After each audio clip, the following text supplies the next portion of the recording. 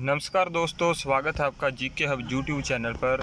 तो आज हम आपके लिए हिंदी विषय के संज्ञा विषय है आज का जो हमारा, तो इसके लिए हम स्पेशल एक वीडियो लेकर आए हैं आपके लिए। तो आपको पता है, जैसे कि हम शुरू से ही पढ़ते आए हैं, छोटी क्लास से ही संज्ञा सभी को पता होगा वैसे तो हम बचपन से ही संज्ञा शब्द जो है इसके बारे में सुनते आ रहे हैं। संज्ञा शब्द हिंदी व्याकरण का बहुत ही बेसिक और महत्वपूर्ण विषय है। संज्ञा फर्स्ट क्लास से लेकर बड़ी बड़ी प्रतियोगी परीक्षाओं में पूछे जाने वाला विषय है। संज्ञा से संबंधित संपूर्ण जानकारी तथा कुछ महत्वपूर्ण ऑब्जेक्टिव प्रश्न नीचे दिए गए हैं, जिसके बारे में हम आपको बताएंगे, तो जो संज्ञा से संबंधित आपका ज्ञान बढ़ाने में आपकी सहायता करेंगे। तो आइए देखते हैं संज्ञा से संबंधित संपूर्ण जानकारियाँ। राम ने आगरा में सुंदर ताजमहल देखा।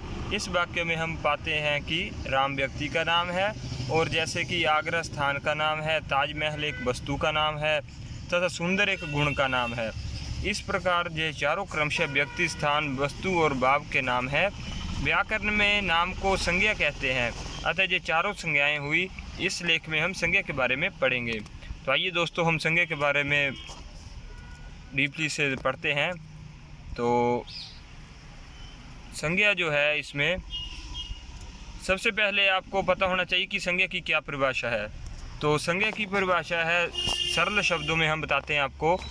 संज्ञा उस विकारी शब्द को कहते हैं जिससे किसी वस्तु, भाव और जीव के नाम का बोध हो, या फिर हम कह सकते हैं किसी व्यक्ति, जाति, नाम, स्थान जिससे आदि का बोध हो, उसे हम संज्ञा कहते हैं। तो इसमें बताया है कि किसी प्राणी, वस्तु, स्थान, भाव के नाम को संज्ञा कहते हैं। बहुत ही सिंपल सी परिभाषा है दोस्तों, 1 मिनट में याद होनी चाहिए सभी को। एक बार फिर आपको दोहरा दूं, संज्ञा उस विकारी शब्द को कहते हैं जिससे किसी वस्तु, भाव और जीव के नाम का बोध हो, या फिर किसी व्यक्ति, वस्तु, जाति, नाम, स्थान आदि का बोध हो, उसे हम संज्ञा कहते हैं। तो संज्ञा के दोस्तों वेद जो है, वैसे तो सिंपल अगर पूछा जाए तो संज्ञा के 5 वेद है। अगर हम इसको अलग अलग करके देखें तो संज्ञा के 2 वेद है, एक प्राचीन मान्यता और दूसरा है आधुनिक मान्यता के अनुसार।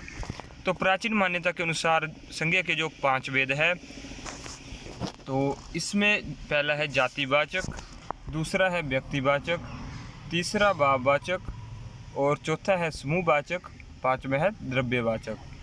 तो दोस्तों आधुनिक के अनुसार इसमें जो है इसके वेद है संज्ञा के 2, और प्राचीन 3 मान्यता के अनुसार है 5। तो देखिए, आधुनिक मान्यता के अनुसार जो है इसमें से जातिवाचक, व्यक्तिवाचक और भाववाचक ये 3 वेद हैं। सॉरी दोस्तों, आधुनिक मान्यता के अनुसार है 3 वेद।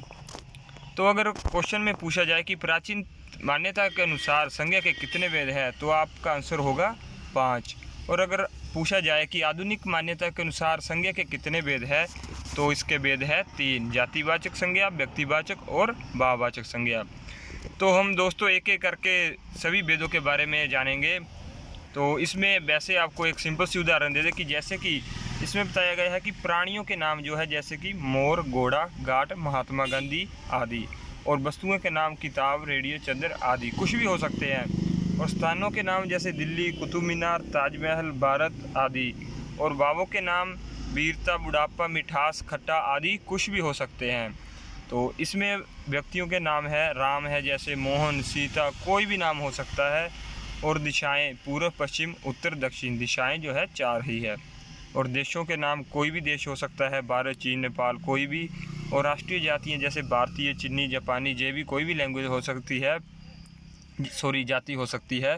तो नदियों के नाम गंगा, जमुना, कावेरी, घाघरा, कोई भी नदी हो सकती है। तो इसमें ऐसे ही सभी है, समुद्र है, पर्वत है, नगर है, समाचार पत्र है, और पुस्तकों के नाम है, दिनों के नाम, महीनों के नाम, ग्रह नक्षत्रों के नाम, त्योहारों के नाम। तो संज्ञा के हम वेद एक एक करके हम वेद के बारे में जानकारी आपको बताते हैं। तो संज्ञा के अब पहले 5 वेद है, इसमें हम सबसे पहले व्यक्तिवाचक संज्ञा के बारे में पढ़ते हैं। तो व्यक्तिवाचक संज्ञा जो होती है, इसकी जो परिभाषा है वो है, जिस शब्द से किसी विशेष व्यक्ति, वस्तु या स्थान के नाम का बोध हो, उसे व्यक्तिवाचक संज्ञा कहते हैं। दोस्तों बहुत ही आसान एवं सरल तरीके से हम आज आपको इस विशेष विषय के बारे में आपको पढ़ा रहे हैं, तो ध्यान से समझिए। व्यक्तिवाचक संज्ञा होती है जिस शब्द से किसी विशेष व्यक्ति या फिर कोई वस्तु या किसी स्थान आदि के नाम का बोध हो, उसे हम व्यक्तिवाचक संज्ञा कहते हैं। तो व्यक्तिवाचक संज्ञा के कुछ उदाहरण हम आपको बताएंगे। जैसे मेरा नाम राहुल है, तो इसमें राहुल किसी का नाम है, इसीलिए यह व्यक्तिवाचक संज्ञा है। जिस प्रकार आपको बताया कि कोई भी नाम, किसी व्यक्ति का नाम, स्थान का नाम, इसमें राहुल जो है ये है व्यक्ति का नाम। तो इसमें मेरा नाम राहुल है, तो राहुल जो है ये किसी व्यक्ति का नाम है, तो ये कौन सी संज्ञा हुई? व्यक्तिवाचक संज्ञा। तो जैसे लूसी मेरी प्यारी बिल्ली है, लूसी जो है इसमें क्या आ गई? ये जाति आ गई है। लूसी है ये जाति आ गई है, बिल्ली जो है जाति है। तो लूसी एक बिल्ली का नाम है, जो कि इसलिए यह एक व्यक्तिवाचक संज्ञा है। तो नेक्स्ट देखते हैं हम इसमें, जैसे व्यक्ति का नाम कुछ भी हो, वस्तु का नाम, स्थान का नाम, दिशाएं, नदियां, पर्वत, जो भी हमने पीछे पढ़ा, ये सभी आएगा व्यक्तिवाचक संज्ञा में।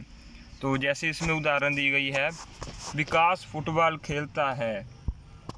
विकास जो है फुटबॉल खेलता है, तो विकास जो है एक व्यक्ति का नाम है, तो ये है बिल्कुल सरल व्यक्तिवाचक संज्ञा।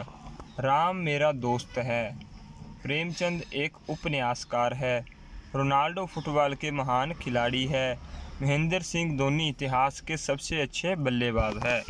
तो ये सभी जो है व्यक्तिवाचक संज्ञा के अंतर्गत आते हैं। ऐसे और भी कई उदाहरण हो सकती है। तो नेक्स्ट है संज्ञा के भेद दूसरे है, जो वो है जातिवाचक संज्ञा, जिसे इंग्लिश में कॉमन नाउन कहते हैं। तो इसकी बहुत ही सरल परिभाषा है, जैसे कि जिस सबसे एक जाति के सभी प्राणियों अथवा वस्तुओं का बोध हो, उसे जातिवाचक संज्ञा कहते हैं। ध्यान से समझिएगा, इसमें बताया है कि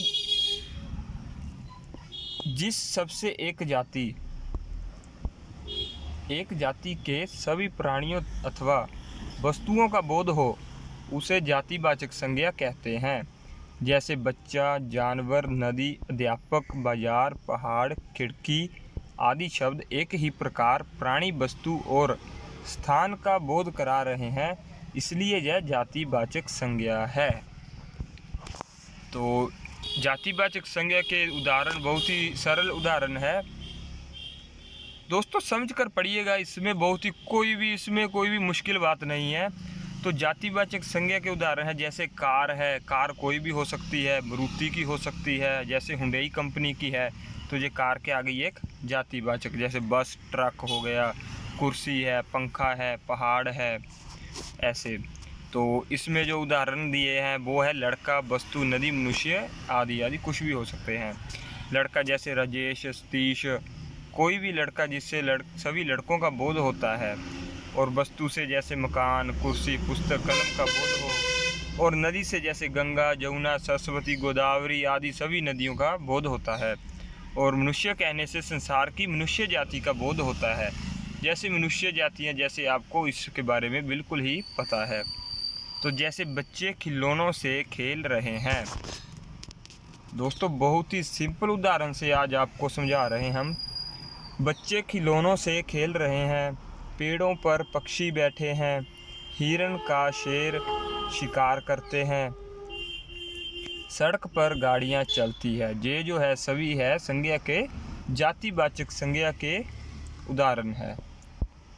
तो इसमें जैसे दोस्तों इन वाक्यों में हिरण, शेर, गाड़ियां शब्द जातिवाचक संज्ञा की श्रेणी में आते हैं, क्योंकि ये शब्द किसी विशेष वस्तु या प्राणी का बोध ना कराकर शेर, हिरण व गाड़ियों की पूरी जाति का बोध करा रहे हैं। तो इसमें जो तीसरा भेद है वो है भाववाचक संज्ञा, इंग्लिश में जिसे कहते हैं एब्स्ट्रैक्ट नाउन। तो भाववाचक संज्ञा में इसमें से वैसे ही शब्द से ही पता चलता है कि भाव, जिसमें कोई हमें फीलिंग, भाव प्रकट हो, वो भाववाचक संज्ञा है। जैसे मिठास, बुढ़ापा, गरीबी, आज़ादी, साहस, वीरता आदि शब्द भावपूर्ण अवस्था तथा क्रिया के व्यापार का बोध करा रहे हैं। इसलिए भाववाचक संज्ञा है। जिन शब्दों से किसी प्राणी या पदार्थ के गुण भाव स्वभाव के अवस्था का बोध होता है उन्हें हम भाववाचक संज्ञा कहते हैं, एब्स्ट्रैक्ट नाउन। तो भाववाचक संज्ञा की एक बहुत ही सरल परिभाषा है, जो शब्द किसी चीज़ या पदार्थ की अवस्था, दशा या भाव का बोध कराते हैं उन शब्दों को भाववाचक संज्ञा कहते हैं। सिंपल है दोस्तों, जिसमें कोई फीलिंग प्रकट हो, जैसे मिठास है, टेस्ट हो गया, ऐसे ये सभी जो है भाववाचक संज्ञा के अंतर्गत आते हैं। जैसे बचपन, बुढ़ापा, मोटापा, मिठास, उमंग, चढ़ाई, थकावट, मानवता, चतुराई, जवानी, लंबाई, मित्रता, मुस्कुराहट, अपनापन, प्रायापन, भूख, प्यास, चोरी, क्रोध, सुंदरता और भी कई ऐसे शब्द हैं जो कि भाव प्रकट करते हैं। तो इसमें जो है उपयुक्त उदाहरणों में से हम आप किसी को छू नहीं सकते, इसमें केवल अनुभव कर सकते हैं जहाँ इसमें भाव प्रकट होता है। तो जैसे उत्साह है, उत्साह को हम ना देख सकते हैं ना छू सकते हैं। ईमानदारी है, बचपन है, इसको जो है भाव प्रकट होता है, ना हम देख सकते हैं ना छू सकते हैं, इसकी जो फीलिंग ही ले सकते हैं। तो इसमें उत्साह से मन का भाव है, ईमानदारी से जो है गुण का बोध होता है। जैसे कोई बहुत ही ईमानदार लड़का है तो हमें पता है कि वो ईमानदार है, उसे हम ना देख सकते ना छू सकते, इतना पता है कि वो ईमानदार है। तो ईमानदार है जो उस लड़के में, वो है, उसमें एक गुण है। जैसे किसी ने चोरी की तो उसमें जो चोर है, चोर को हम भाव ही प्रकट हो रहा है ना उसमें कि वह चोर है। तो चोर में जो है इसमें दोष प्रकट हो रहा है कि वह चोरी की, ये कोई अच्छा काम तो है नहीं, अच्छाई का। तो जैसे बचपन जीवनी एक अवस्था या दशा को बताता है। तो आगे हम आपको बताते हैं, इसमें है जैसे भाववाचक संज्ञा का निर्माण जातिवाचक, विशेषण, क्रिया, सर्वनाम और अन्य शब्दों से बनती है। भाववाचक संज्ञा बनाते समय शब्दों के अंत में पन, त्वम, का आदि शब्दों का प्रयोग किया जाता है। जैसे मीठा, मिठास, बुढ़ापा, बुढ़ापापन, ऐसे जो है कुछ शब्द ऐसे हैं जिनके अंत में पन और त्वम का प्रयोग किया जाता है। तो जैसे कि इसमें है, इस आम में डैश अधिक है, तो इसमें हम अगर बोल दें कि इस आम में मीठा अधिक है तो इसमें कोई भाव प्रकट नहीं हुआ। अगर हम कहें कि इस आम में या किसी भी फल में मिठास अधिक है तो इसमें जो है मिठास से भाव प्रकट हो रहा है, मिठास। नेक्स्ट जैसे देही में क्या कम है, देही में क्या कम है, अगर हम बोल दें देही में खट्टा कम है तो इसमें कोई भाव प्रकट नहीं हुआ। तो अगर कहें कि देही में खटास कम है तो ये भाव पूर्ण होगा।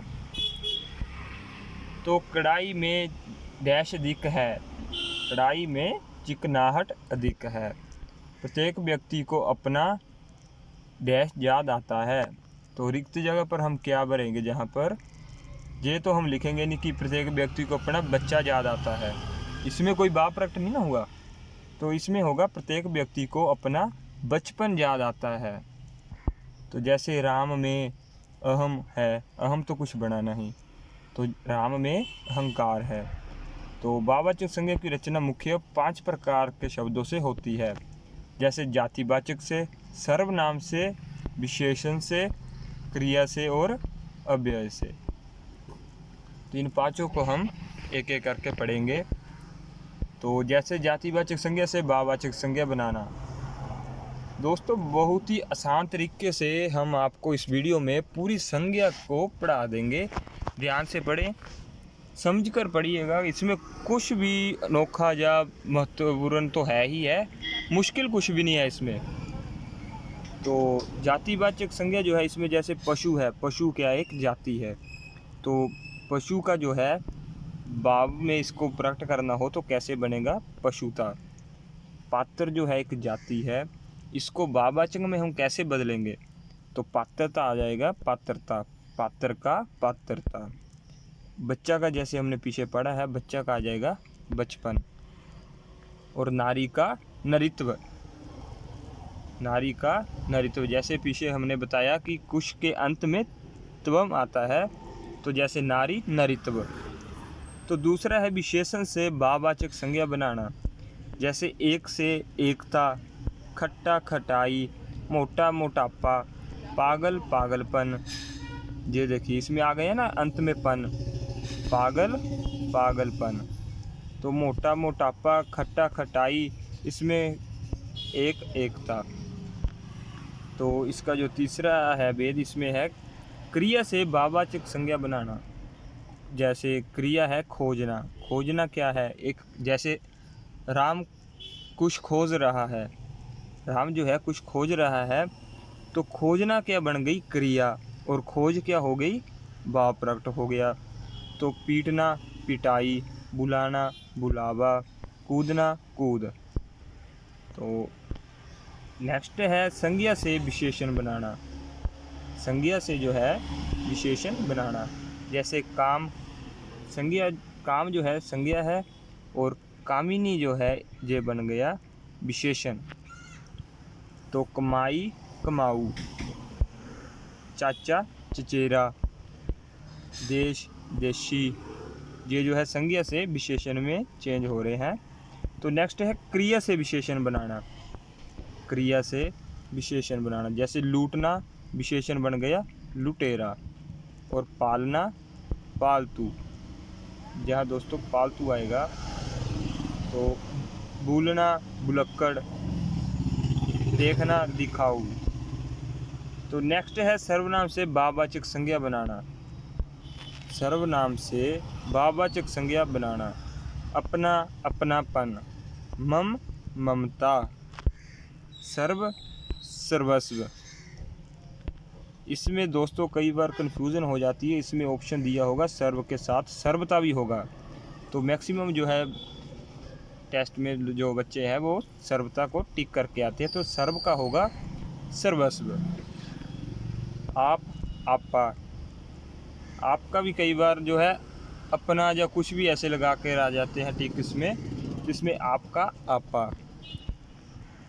तो नेक्स्ट है क्रिया विशेषण से भाववाचक में, क्रिया विशेषण से भाववाचक में। तो जैसे मंद मंदी, दूर दूरी, जैसे क्रिया है मंद और भाव बन गया मंदी, और क्रिया है दूर और भाव इसका बन गया दूरी। क्रिया तीव्र है, भाव इसका बन गया तीव्रता, शीघ्र शीघ्रता। और नेक्स्ट है अव्यय से भाववाचक में बदलना, अव्यय से भाववाचक संज्ञा में चेंज करना, जैसे समीप से समीप्य, शाबाश से शाबाशी, वाह से वाही, और दिक से धिक्कार। तो नेक्स्ट हम पढ़ रहे हैं दोस्तों, अगला जो है इसका संज्ञा का भेद है चौथा, वो है समूहवाचक संज्ञा, कलेक्टिव नाउन। जिस संज्ञा शब्द से वस्तुओं के समूह का या समुदाय का बोध हो उसे समूहवाचक संज्ञा कहते हैं। इसे हम जैसे समूह, ग्रुप को कहते हैं समूह। तो जिस संज्ञा शब्द से वस्तुओं के समूह का या समुदाय का बोध हो उसे समूहवाचक संज्ञा कहते हैं। तो आइए हम पढ़ते हैं अब समूहवाचक संज्ञा के बारे में। जैसे इसमें दोस्तों उदाहरण है, जैसे ये है, जैसे बहुत ही सिंपल उदाहरण से आपको समझा रहे हैं हम। जैसे कि ये है एक टीम है, टीम जो है इसमें कोई एक पर्सन तो एक व्यक्ति तो है नहीं अकेला, इसमें जो है पूरी टीम में पूरे ग्रुप है इसमें। जैसे ये हिरन है, एक तो है नहीं इसमें, जिसमें एक से ज़्यादा हो उसे हम कहते हैं समूहवाचक। एक से अधिक जैसे 5 10 जितने भी व्यक्ति हो वो एक समूह बन जाता है। जैसे सेना है, आर्मी है, ये तो ये क्या है, एक ग्रुप है जो कि समूह है। तो जैसे कि एक कक्षा है, पक्षियों का झुंड हो, भीड़ हो, सेना, गुच्छा, जहाँ पर एक से अधिक चीज़ें हो या व्यक्ति हो, कुछ भी हो एक से अधिक हो, उसको हम कहते हैं समूहवाचक या समूह। तो जैसे व्यक्तियों का समूह, जनता, सभा, कुछ भी हो सकता है, उसे हम कहते हैं समूहवाचक। जैसे कक्षा में 50 बच्चे पढ़ रहे हैं। तो कक्षा में जो है 50 बच्चे पढ़ रहे हैं, तो इसका मतलब 50 क्या है, एक बच्चों का समूह है। तो ये क्या हो गया, समूहवाचक संज्ञा। तो नेक्स्ट है हमारा द्रव्यवाचक संज्ञा, मटेरियल नाउन, जिसमें द्रव्यवाचक संज्ञा की उदाहरण बहुत ही सिंपल से आपको बता रहे हैं हम। जिस संज्ञा से दांत तोड़ गई वस्तु का बोध हो उसे द्रव्यवाचक संज्ञा कहते हैं। जिन शब्दों से किसी धातु द्रव्य पदार्थ का बोध हो उसे द्रव्यवाचक संज्ञा कहते हैं। जैसे तांबा, पीतल, सोना, लोहा आदि, ये जो है ये है द्रव्य है हमारे, तो इनको हम क्या कहेंगे, द्रव्यवाचक संज्ञा। तो द्रव्यवाचक संज्ञा है, इसमें सोना, दूध, चावल, मिट्टी, ये सभी द्रव्य है। जैसे उदाहरण आपको बता दें, तो देखिए दोस्तों, जितना हमने इस के टॉपिक के बारे में पढ़ा है संज्ञा के, तो देखिए इसमें हम कुछ उदाहरण करते हैं जिससे कि साफ साफ हमें नॉलेज और बढ़ जाती है। तो ऊपर आपने जितना पढ़ा, देखते हैं आपको कितना याद रहा। संज्ञा से संबंधित कुछ प्रश्न हम आपसे पूछेंगे, तो इन प्रश्नों के उत्तर साथ में ही है, परंतु आप पहले इसे खुद हल करने की कोशिश कीजिए। तो आइए देखते हैं संज्ञा पर आधारित कुछ बहुत ही महत्वपूर्ण जो प्रश्न है। जैसे सुंदरता में संज्ञा है, सुंदरता में कौन सी संज्ञा है। तो देखिए सुंदरता जैसे भाववाचक है, जातिवाचक, व्यक्तिवाचक, समूहवाचक, कौन सी है। सोचिए थोड़ा सा दोस्तों कि सुंदरता जो है कौन सी संज्ञा है। तो सुंदरता जो है ये है भाववाचक संज्ञा। Option A is right answer. ऐसे ही आपको टेस्ट में क्वेश्चन जो है पूछे जाएंगे कि सुंदरता में बताइए कौन सी संज्ञा है। तो आपने इन चारों में से बताना है, भाववाचक, जातिवाचक, व्यक्तिवाचक या समूहवाचक। तो पता होगा कि सुंदरता जो है वो है भाववाचक संज्ञा। राइट आंसर भाववाचक। तो नेक्स्ट क्वेश्चन है, कौन सा शब्द भाववाचक है। इन चारों में से कौन सा शब्द भाववाचक है। सोना, विद्यालय, फूल, पशुता। तो सोचिए दोस्तों, इन चारों में से कौन सा हो सकता है। तो इसमें जो पशुता जो है वो है भाववाचक संज्ञा। ऑप्शन ग इज बिल्कुल राइट आंसर। नेक्स्ट है दोस्तों, रमेश ने सुरेश के साथ मित्रता का निर्वाह किया, इसमें भाववाचक संज्ञा कौन सी है। रमेश ने सुरेश के साथ मित्रता का निर्वाह किया, इसमें से आपने भाववाचक संज्ञा बतानी है कि इस पूरे टेंस में भाववाचक संज्ञा कौन सा शब्द है। तो जैसे रमेश, सुरेश, मित्रता, निर्वाह। तो सोचिए दोस्तों थोड़ा सा कि इन चारों में से राइट आंसर जो है कौन सा है। तो इसमें जैसे हमने पढ़ा था, भाववाचक में अंत में ता हो, तो ता किस में आ रहा है, मित्रता में। तो मित्रता जो है इसका राइट आंसर है। नेक्स्ट है दोस्तों, राष्ट्रपति भवन में संज्ञा क्या है। राष्ट्रपति भवन जो है उसमें कौन सी संज्ञा है। तो इसका जो सोचिए राइट आंसर कौन सा होगा।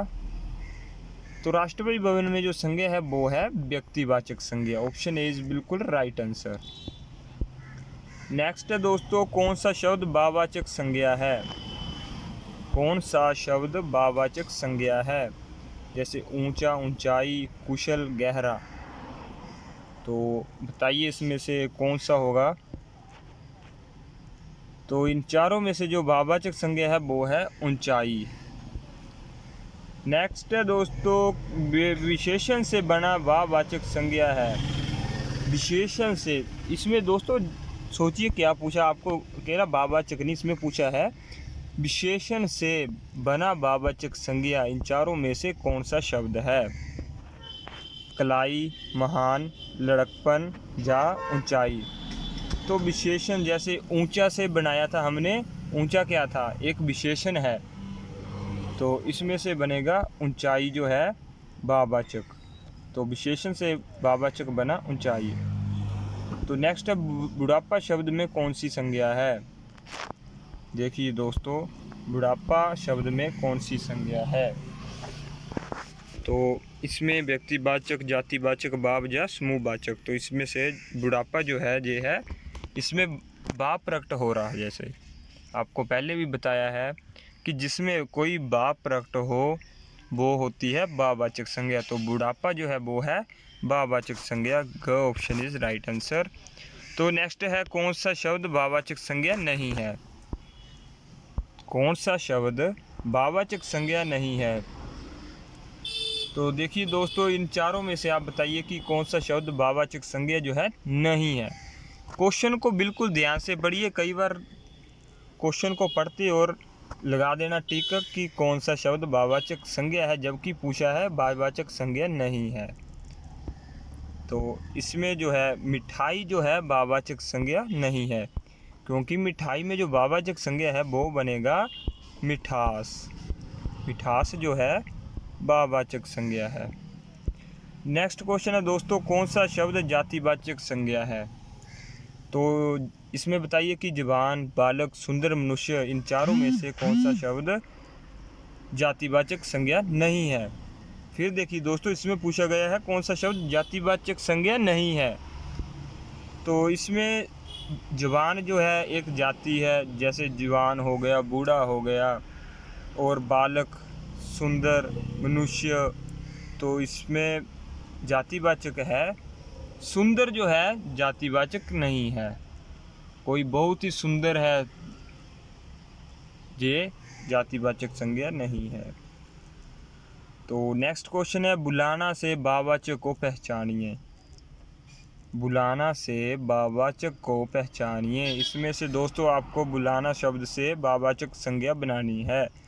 तो इसमें जो राइट आंसर है वो क्या होगा, ऑप्शन ग बिल्कुल राइट आंसर है। बुलावा जो है भाववाचक संज्ञा है। तो दोस्तों अब बहुत ही महत्वपूर्ण कुछ विषय में आपको हमने आज बताया है। तो जैसे मधुर में इसमें बताया गया है द्रव्यवाचक संज्ञा। इसमें जो है शॉर्ट इसकी जो है डेफिनेशन हम आपको बता दें। जिन शब्दों से धातु, द्रव्य, पदार्थ का बोध हो उसे द्रव्यवाचक संज्ञा कहते हैं। तो इसमें मधुर का भाववाचक संज्ञा इसमें है मधुरता। लड़का का भाववाचक बन गया लड़कपन। और इसमें संज्ञा की बहुत ही शॉर्ट में आपको डेफिनेशन बता दें फिर से। संज्ञा उस विकारी शब्द को कहते हैं जिससे किसी वस्तु, भाव और जीव के नाम का बोध हो, या फिर किसी व्यक्ति, जाति, नाम, स्थान आदि का जिससे हमें बोध हो उसे कहते हैं संज्ञा। तो संज्ञा के 5 भेद थे हमने पढ़े, जैसे व्यक्तिवाचक, जातिवाचक, भाववाचक, समूहवाचक और द्रव्यवाचक।